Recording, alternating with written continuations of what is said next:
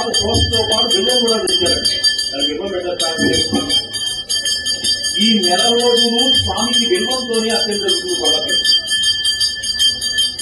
గోదాదేవికి సంబంధించినటువంటి తిరుప్పావై నిష్ప్రభావం ఉండదు. ఈ నెల రోజు ధనుమాసంలో బిల్వదళములతో అత్యం జరుగుతుంది. దాంట్లో విష్ణుమారేడు శివమారేడు ఏదైనా సరే. అందువల్ల బిల్వదళార్చన మన దేవాలయంలో ఎటువంటి లోటు లేకుండా పాలకవర్గం వారు అన్ని రకాలుగా ఇది వేరు వర్గాలకు వీలు లేకుండా బ్రహ్మాండంగా చేశారు. ఇదేనండి మనకి ఉండి లేకుండా చేయకూడదు, లేక ఉన్నట్టుగా చేయకూడదు. ఎట్లా ఉంటే అట్లా చెయ్యాలి. అందువల్ల మీ కష్టాలు ఉన్నంత వరకు మా స్వామికి ఎటువంటి లోటు లేదు. పారిజాత పుస్తకం చూడండి. పారిజాతం అంటే మహా ఇస్తారు. ఎప్పుడైతే నరకాసుర సంహారం జరిగి ఆ విష్ణుమూర్తి అక్కడ వచ్చేటప్పుడు పారిజాతంలో బ్రహ్మని దశభామాది కదండి. ఆవిడంటే మహా ఇష్టం. అందులో పట్టుదల కలిగించాడు. అందువల్ల ఆయన ఏం చేశాడు, పారిజాత వృక్షం ఇవ్వడానికి వెళ్తే దేవేంద్రుడు పెట్టుకోండి. అప్పటి వరకు అతని కోసమే యుద్ధం చేసింది. అప్పుడు సత్యభామ చెప్పింది, ఈసారి ఎందుకు పెట్టేటువంటి వాడు నీ కోసంతా కష్టపడితే ఒక వృక్షం చేయడానికి చూసిగా. అప్పుడు కృష్ణుడు కోపం వచ్చి దేవేంద్రుడిపై యుద్ధం చేసి పారిజాత వృక్షం తీసుకొచ్చాడు భార్య కోసం. అందుకని ఏదన్నా అడగక వాళ్ళు అడిగితే తప్పకుండా మనం నెరవేర్చాలి. ఎప్పుడైనా శ్రీమూర్తులు పుణ్యమూర్తులు ఇంట్లో వాడంతా ఎన్నో కార్యక్రమాల్లో సహాయపడుతుంటారు. కాబట్టి వాళ్ళకు మనం చేసేది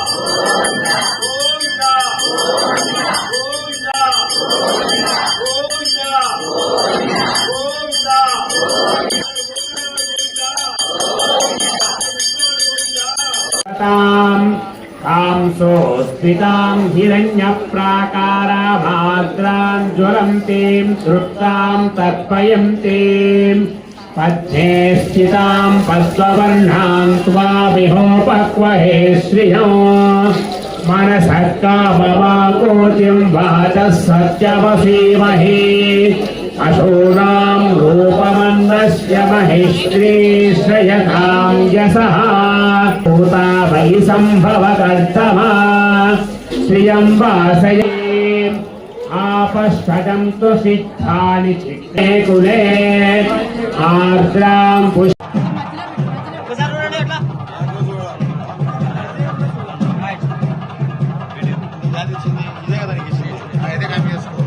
గోవిందా గోవిందా వైకుంఠవాస గోవిందా వైకుంఠవాస గోవిందా గోవిందా.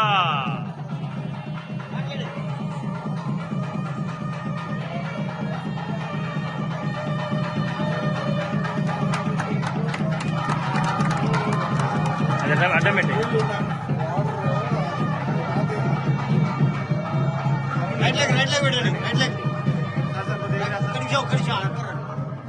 ఇద్దరు రైట్ లెగ్ పెట్టండి ఒక్కసారి. తలెత్తు తలెత్తు తలెత్తమ్మా. అక్క మీరు కూడా తలెత్తండి ఒకసారి. చూసుకుంటారండి.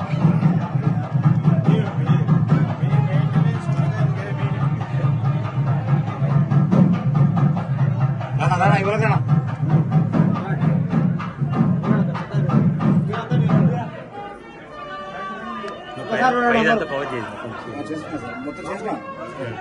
ఒకసారి స్మైల్ ఆడ పెట్టేసలే.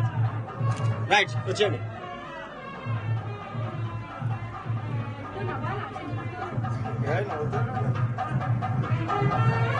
సార్ దాంట్లో చాలా ఉన్నాయండి సార్ వీడియోస్. చాలా ఉన్నాయండి వీడియోస్.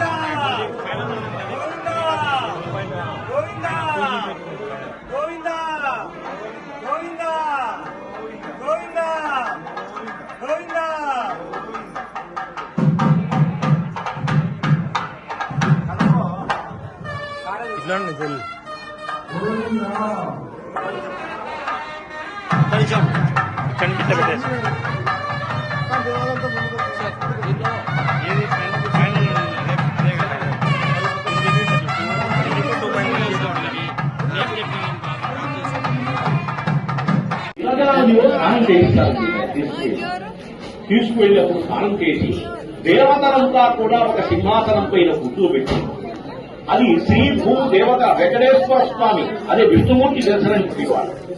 ముక్తి అంటే ఇక జన్మ ఉండదు, అది భగవత్ సమక్షం. జన్మ కర్మచమే దివ్యం అది అంటాడు భగవంతుడు. నా యొక్క జన్మ గాని కర్మం గాని దివ్యం. మనుషులు ఎప్పుడు కర్మను అనుసరించి వస్తాయి. ఎప్పుడైనా మనం చేసినటువంటి సత్కర్మ